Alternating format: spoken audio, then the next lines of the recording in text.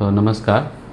आज जैसे कि स्क्रीन पे हम देख सकते हैं कि एक 32 साल की एक फ़ीमेल हैं, जो हमारे पास आई कि उनको दिखना बिल्कुल कम हो गया और देखने में बहुत मुश्किल हो रही है। साथ-साथ आँख में लालीपन आ गया है और आँख में कुछ वाइट सा दाग है।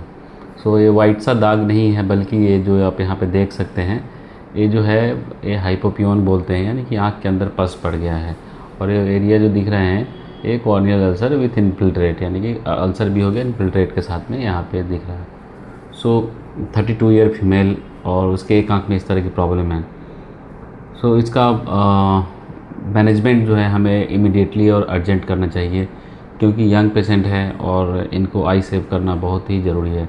सो तुरंत ही हमने इस पेशेंट को same day fungal ulcer suspect करके इनको antifungal drug amphotericin B drug जो होता है उसको बना के आँखों के अंदर, एकदम बिल्कुल सही सुना आपने, आँखों के अंदर एक इंजेक्शन दिया। यानी जो देख रहे हैं एंटी चैम्बर, यहाँ साइड से इसके अंदर मैंने इंजेक्शन दिया। और इंजेक्शन के बाद पेशेंट जो है शुरू के 2-4 दिन में अच्छा रिस्पॉन्स किया।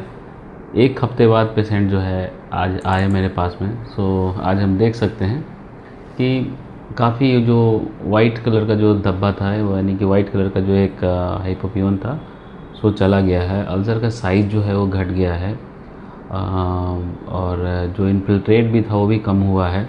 सो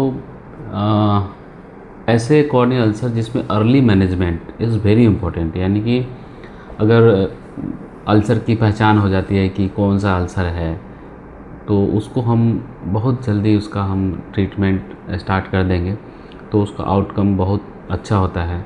स्पेशली अगर मरीज़ जो अगर इम्यूनो कॉम्प्रोमाइज़ नहीं है, यानी कि वो पेशेंट को कोई डायबिटीज़ नहीं है, हाइपरटेंशन नहीं है, या शरीर में कोई और हीमोग्लोबिन की कमी नहीं है और थायराइड की प्रॉब्लम नहीं है, तो ऐसे मरीज़ में अगर इन्फेक्शन होता है तो उनको हम बहुत जल्दी कंट्रोल कर सकते हैं। अगर उनको साथ में कोई डिजीज़ है तो उनको कंट्रोल करना थोड़ा मुश्किल होता है। जैसे कि हम इस मरीज़ में हम देख सकते हैं कि इनको मतलब एक इंजेक्शन के बाद 1 हफ्ते में शी इम्प्रूव्ड अ लॉट, यानी काफ़ी इम्प्रूवमेंट हुआ और 1 मंथ के बाद इनका इम्प्रूवमेंट और भी होगा। विज़न भी इसकी ठीक ठाक आएगी, लेकिन विज़न थोड़ी कम ही रहेगी क्योंकि स्कारिंग हो जाएगा। लेकिन आई को सेव किया गया, that is the more important, क्योंकि जो फंगस था इनकी आँखों के अंदर चला गया था। तो ये शुरुआती में जैसे इस तरह के जो मरीज़ आते हैं तो हम लोगों को डिफ्रेंशिएट करना बड़ा ही इम्पोर्टेंट होता है कि ये कौन सा अल्सर है, फंगस है या बैक्टीरियल अल्सर है। तो मरीज़ जब हमारे ओपीडी में आता है और इस तरह से अगर उनकी आँखों में लाली हो गया और आँख में देखना बंद हो गया, सो अगर फंगल इन्फेक्शन का हम सस्पेक्ट हम कब करते हैं कि ये फंगस है। हालांकि ये जो केस दिखाया मैंने, ये क्लासिकल फंगल इन्फेक्शन था। मैंने जांच के लिए भेजा, जांच में भी फंगल ही आया, लेकिन जांच का रिपोर्ट 3 दिन बाद आता है।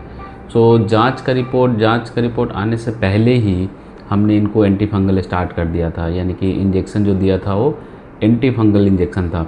तो आप समझ सकते हैं कि एक कितना इम्पोर्टेंट होता है इसको डायग्नोसिस करने, क्योंकि 3 दिन बाद, 3 दिन तक तो हम रुक नहीं सकते हैं। सो 3 दिन मतलब क्लिनिकली ही, यानी कि आपको देख के ही पहचानना है कि ये फंगल है। सो ये बहुत बड़ा साइन नहीं है, इसको पहचानना आसानी से पहचाना जा सकता है।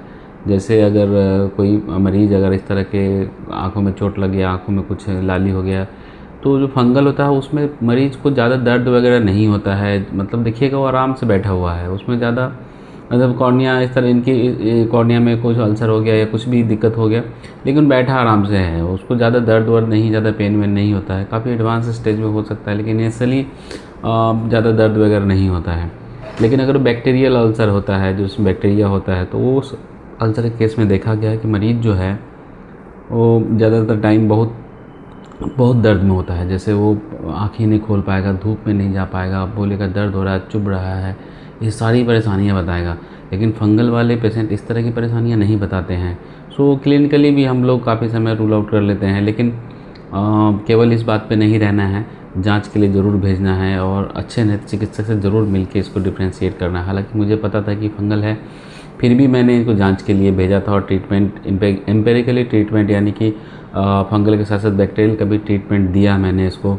और ये पेशेंट रिस्पॉन्स कर गया है। सो ऐसा है कि इस तरह के मरीज़ को अगर हम जब भी हम देखते हैं और इलाज करते हैं, तो सही डायग्नोसिस के बाद, इनका सही ट्रीटमेंट होने के बाद इनको सही किया जा सकता है। धन्यवाद।